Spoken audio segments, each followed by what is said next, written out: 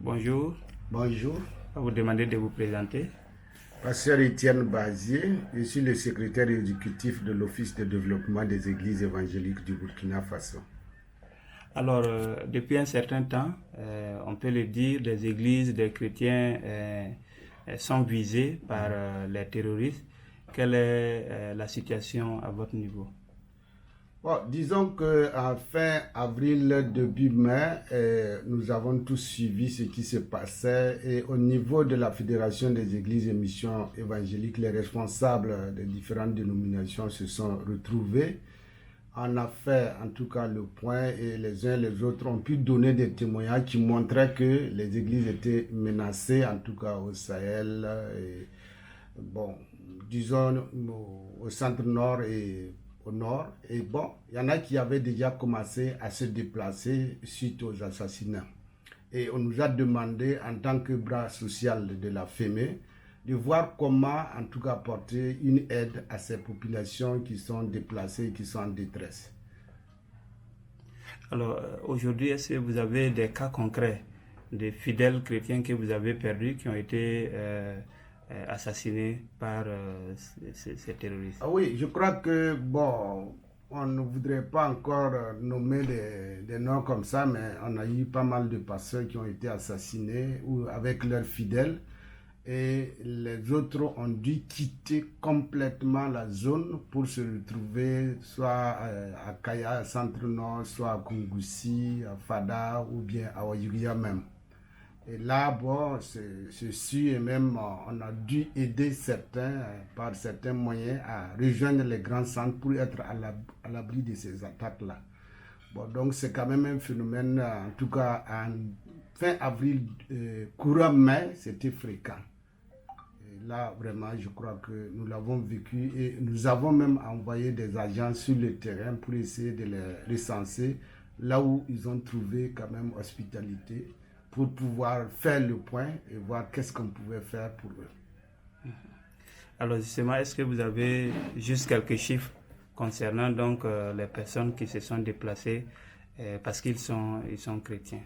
Oui, là, on avait commencé à faire le point, mais puisque c'était quand même un flux qui était continu, il était difficile de faire le point, mais dès le 9 mai, on était sur le terrain et jusqu'en juin, nous avons pu recenser autour de 560 ménages avec bon, un nombre qui était de l'ordre de 3000 et quelques membres, qui étaient surtout au niveau de Fada, au niveau de Kaya, au niveau de Kungusi, Dori, Barsalgo en son temps. Et puis bon, nous avons essayé quand même de les recenser pour voir qu'est-ce qu'on pouvait faire pour ces populations-là. Parce que les pasteurs ou les églises qui les avaient reçus, déjà n'arrivaient pas à donner quand même une réponse satisfaisante à leurs besoins vitaux.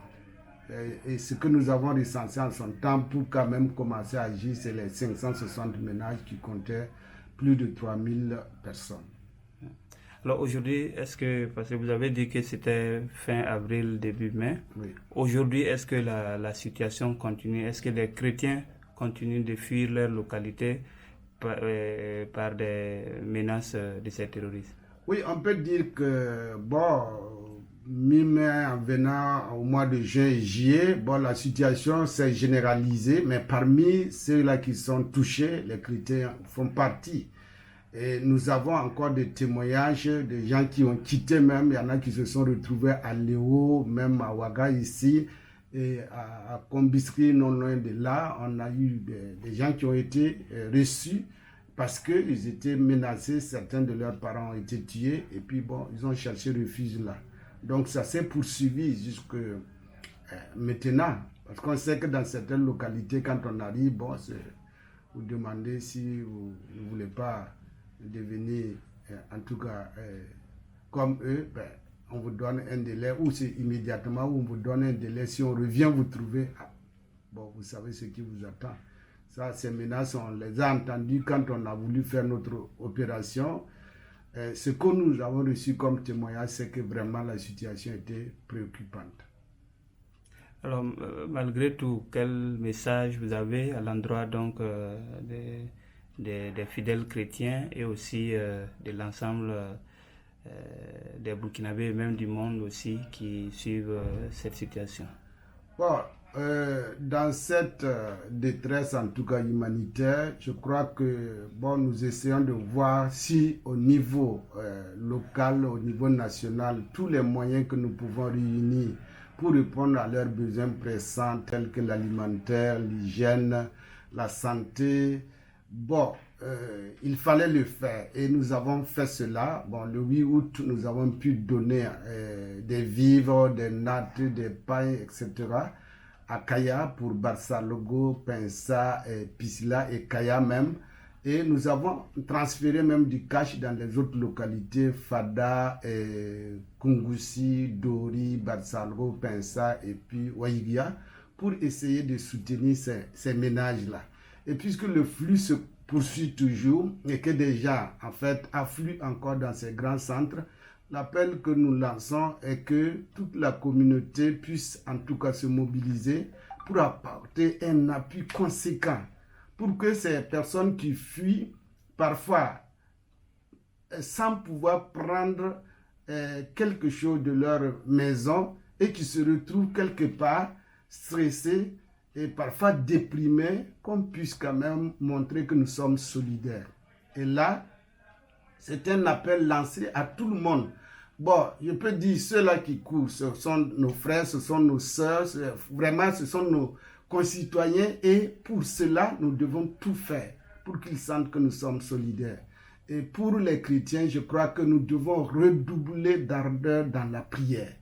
Et là, je crois que la FEME a décrété encore un mois de prière, une chaîne de prière qui court depuis le 18 septembre et qui doit se poursuivre. Pas plus tard qu'hier, nous avons eu le contact de Portes Ouvertes avec lequel nous avons encore lancé un appel par le président de la FEME pour demander aux églises sœurs à travers le monde, en tout cas de prier pour la situation du Burkina Faso, pour que la paix revienne. Parce que quand nous voyons la situation actuelle, des producteurs qui n'ont pas cultivé et qui vont se retrouver en fin de campagne sans rien récolter et qui ont des enfants qui doivent aller à l'école, on peut comprendre leur détresse. Et je crois que nous qui sommes encore dans des zones qui ne sont pas touchées, nous devons en tout cas nous mobiliser pour les venir en aide. Et ceux qui sont des frères et sœurs à travers le monde doivent se sentir concernés parce que c'est le corps de Christ aussi qui est touché et nous sommes membres de ce même corps. Donc nous attendons qu'ils prient pour nous et tous ceux qui peuvent apporter de l'aide, qu'ils puissent le faire. Parce que, comme on le dit, aujourd'hui c'est sont eux, demain on ne sait pas c'est qui. Nous ne souhaitons pas que la situation se poursuive, mais nous devons être de ceux-là qui disent que l'homme est une solution au problème de son semblable. Et c'est à cette occasion que nous devons montrer que nous sommes humains, que nous sommes solidaires. Et nous demandons vraiment que les gens se lèvent et ne disent pas « Ah, ça chauffe là-bas encore ». C'est comme si c'est dire ce qui est arrivé là seulement qui est important et le reste, ça ne suit pas. On doit savoir que si des gens ont quitté leur ménage, quitté leur localité et se cherchent quelque part, que nous puissions aller à leur rencontre pour faire quelque chose qui montre quand même notre humanité et pour les chrétiens qui montre que nous sommes vraiment en Christ et que nous sommes solidaires et que nous ayons quand même cette expression d'amour fraternel qui veut que ce ne soit pas que Dieu vous bénisse seulement, mais on agit concrètement. En tout cas, c'est ce que nous demandons et surtout de prier pour que le Seigneur, en tout cas, ait pitié, en tout cas, de ces populations et arrête ce massacre. Merci. Merci.